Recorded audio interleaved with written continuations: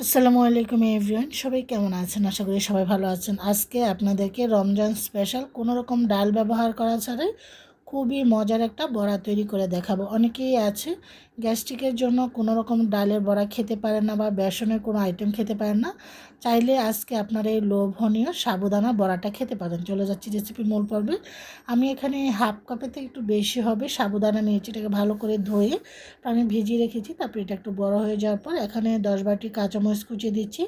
ঝালটা যার যার পছন্দ। তারপর আমি এখন একটা চামচ দিয়ে মিক্স করে এখানে দিয়ে দিচ্ছি হলো ময়দা, যেন সাবুদানাগুলো একটা থেকে আরেকটা ভালো করে ছাড়িয়ে যায়। 2 চামচ দিয়েছি। এভাবে করে নেড়েচেড়ে মিক্স করে আর হাফ চামচ করে আদা রসুন বাটা। এটা একটা পাকোড়ার মশলা, চাট মশলা দিয়েছি। এই মশলাটা দিলে আর কোনো মশলা দেওয়ার প্রয়োজন হয় না। স্বাদ অনুযায়ী লবণ দিয়ে মিক্স করে নিয়েছি। এখন বাইন্ডিংয়ের জন্য এখানে আমি আলুটা অ্যাড করছি।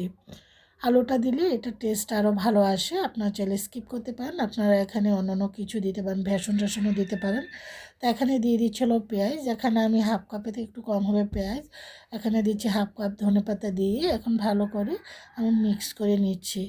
আবারও বলছি, ঝালটা চাইলে আপনারা আর একটু বাড়িয়েও দিতে পারেন। আমি এখানে একটু হলুদ দিচ্ছি সুন্দর একটা কালার আসার জন্য, হাফ চামচের মতন। তো আপনারা চাইলে গুঁড়ামরিচ বা চিলি ফ্লেক্স এগুলোও অ্যাড করতে পারেন। এখন আমি ভালো করে মাখিয়ে নিচ্ছি। এই ডাল ছাড়া এই সাবুদানা বড়াটা খেতে এত মজা, যারা এটা খেয়েছেন তারা এটার স্বাদটা জানেন।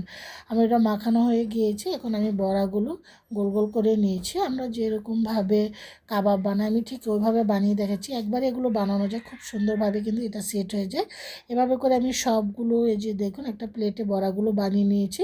এতে করে যারা নতুন তাদের জন্য খুব সহজ হয়ে যাবে। তেলটা আগে থেকে ফ্রাইং প্যানে বসিয়ে একটু গরম হয়ে যাওয়ার পর এক এক করে সবগুলো বড়াই আমি দিয়ে দিচ্ছি। খেতে কিন্তু দুর্দান্ত হয়েছে।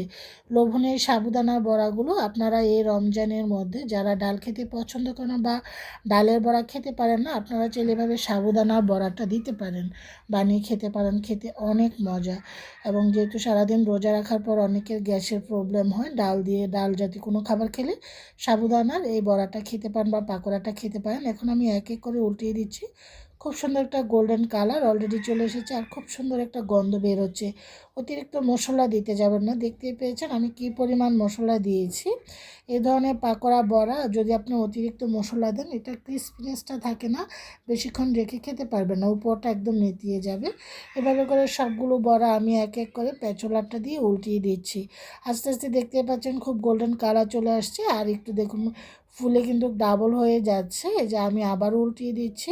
এভাবে করে গোল্ডেন কালার করে সবগুলো বড়া বা পাকোড়া সাবুদানার আমি ভেজে নেব। খেতে কিন্তু দুর্দান্ত হয়েছে। আপনাদেরকে সাজেস্ট করবো একবার হলো খেয়ে দেখার জন্য।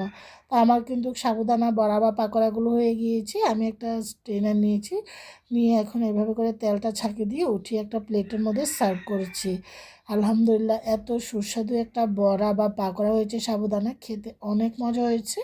আপনারা এই রমজানে এই সাবুদানা বড়াটা একবার হলো ট্রাই করবেন। এখানে টমেটো সস এবং কাঁচামরিচ একটু তেলে ভেজে দিয়েছি। খেতে কিন্তু দুর্দান্ত এই কাঁচামরিচ দিয়ে। আসলে সবাই ভালো লাগবে। সবাই ভালো থাকেন। আল্লাহ হাফিজ।